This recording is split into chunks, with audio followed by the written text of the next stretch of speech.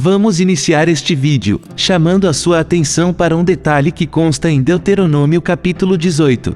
Você há de convir comigo que alguma coisa está errada porque está escrito: não se ache no meio de ti quem faça passar pelo fogo seu filho ou sua filha, nem quem se dê à adivinhação, à astrologia, aos agouros, ao feiticismo, à magia, ao espiritismo, à adivinhação ou à evocação dos mortos, porque o Senhor, teu Deus, abomina aqueles que se dão a essas práticas.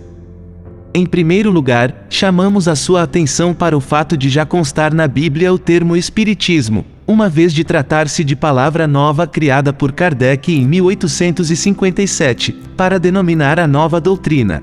Os especialistas afirmam que a Bíblia foi escrita 3.500 anos antes de Cristo. Como alguém poderia citar espiritismo em Deuteronômio, se a palavra foi criada 1857 anos depois de Cristo? Como vemos, a tradução da Bíblia foi manipulada de acordo com os interesses das religiões. Em 1 Samuel capítulo 28 versículo 7, notamos claramente que Saul procura a necromante querendo se comunicar com o espírito de Samuel que havia morrido há muito tempo. Necromante, para quem não sabe, era a pessoa que evocava os mortos através da sintonia mediúnica, a qual denominamos de psicofonia, passa a falar pelos lábios dela. Também aqui não podemos deixar de dizer como a comunicação com o mundo espiritual foi utilizada futilmente, prática que a doutrina espírita não recomenda de maneira alguma, trata a comunicação de maneira séria e nobre. Talvez é por esta visão distorcida que as pessoas pensam que nas casas espíritas estamos a evocar os mortos para motivos tão mundanos. Não sabendo elas, que na maioria dos casos os espíritos se apresentam sem que os tenhamos chamado, ou seja, vêm por livre e espontânea vontade, sem nenhuma necessidade de evocação. Pelo texto, concluímos que a necromante, também, era uma vidente. Ao ver o espírito, Samuel diz: vejo um Deus, completando, é um ancião envolto num manto. Ela disse um Deus, observemos como são tratados os assuntos para os quais não temos conhecimento. Assim, para nós, em todos os casos de consulta aos oráculos, narrados no Antigo Testamento, quem, na verdade, se apresentava eram os espíritos, ou seja, os deuses. No Novo Testamento em Mateus 17, de 1 a 3.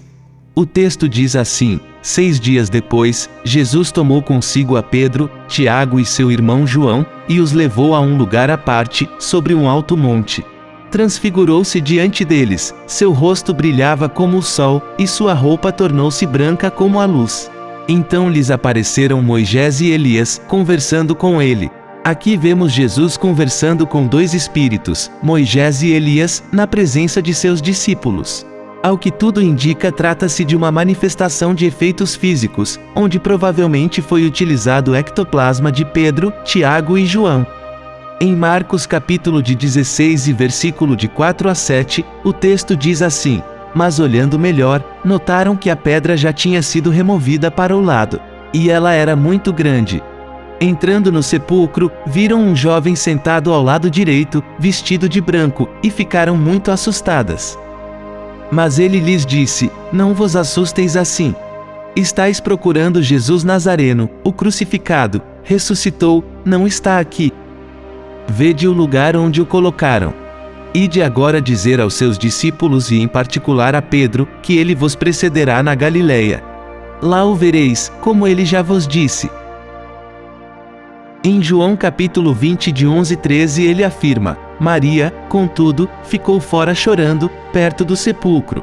Enquanto soluçava, inclinou-se para o túmulo, e viu 2 anjos vestidos de branco, sentados, um à cabeceira, outro aos pés do lugar onde o corpo de Jesus tinha sido depositado. Perguntaram-lhe: mulher, por que choras? Ela respondeu: levaram o meu Senhor e não sei onde o colocaram. Apesar da divergência na quantidade, a aparição foi registrada por todos os evangelistas, dizendo ser um anjo, um jovem, 2 homens e 2 anjos. Por que isto? Iremos compreender ao analisarmos, mais adiante, que anjo e espírito de um homem eram a mesma coisa para os discípulos. É interessante observar que quando Jesus transfigurou-se no Tabor, a descrição do fato pelo evangelista Mateus foi: seu rosto brilhava como o sol e sua roupa tornou-se branca como a luz. idêntica à forma como foi vista esta aparição, nestas 4 narrativas. Em Atos dos Apóstolos capítulo 5 de 18 a 20 diz: prenderam os apóstolos e os mandaram para a cadeia pública. Mas durante a noite, o anjo do Senhor abriu as portas da cadeia e os conduziu para fora dizendo: ide, apresentai-vos no templo e ensinai ao povo toda a doutrina desta nova vida. Na quase totalidade de vezes em que se fala Espírito, vemos interpolada a palavra Santo. A verdade é que no princípio as influências de espíritos junto aos apóstolos de Jesus eram uma coisa normal. A aparição é relatada primeiramente como um anjo para depois dizer espírito. E conforme entendemos, anjo e espírito eram termos diferentes para designar a mesma coisa. Havia em Cesareia um homem chamado Cornélio, comandante do regimento romano chamado Itálico. Era uma pessoa religiosa e adorava a Deus com toda a sua família. Distribuía esmolas em abundância entre o povo e rezava muitas vezes a Deus. Certo dia, lá pelas 3 da tarde, viu claramente em visão um anjo de Deus entrar em sua casa e chamá-lo: Cornélio. Ele olhou para o anjo e, com medo, respondeu: que é o Senhor?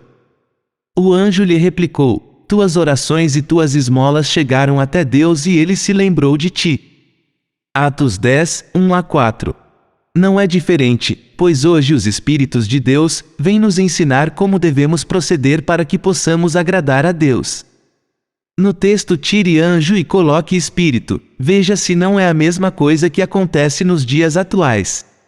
Para finalizar este estudo sobre o Espiritismo na Bíblia, em Atos dos Apóstolos capítulo 23 de 6 a 9 diz: nada de mal encontramos neste homem. Quem sabe se não foi um espírito que lhe falou? Ou talvez um anjo? Bom, a questão de anjo e espíritos fecha neste texto. Motivo de controvérsias já desde aquela época, hoje somente para os que não avançaram no tempo, pois a doutrina espírita vem justamente provar que os espíritos existem, que os anjos nada mais são do que os espíritos evoluídos, que animaram corpos humanos, onde adquiriram esta evolução, pois nas leis divinas não poderá existir nenhum tipo de privilégio, e que eles, se quiserem, se comunicam com os outros espíritos que ainda se encontram presos num corpo físico. Já em 1 Coríntios capítulo 2 versículo 10 e 11, diz: mas Deus nos revelou isto pelo Espírito. E o Espírito, de fato, conhece tudo, até as profundezas de Deus.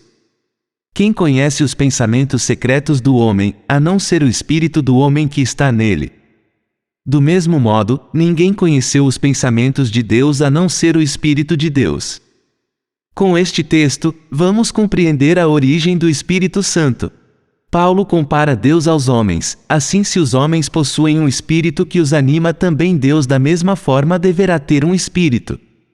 Aqui fica evidente que em verdade foi o homem que criou Deus à sua imagem e semelhança, vinga, persegue, manda matar, arrepende do que fez, gosta do cheiro de carne assada, e elege um só povo para a salvação.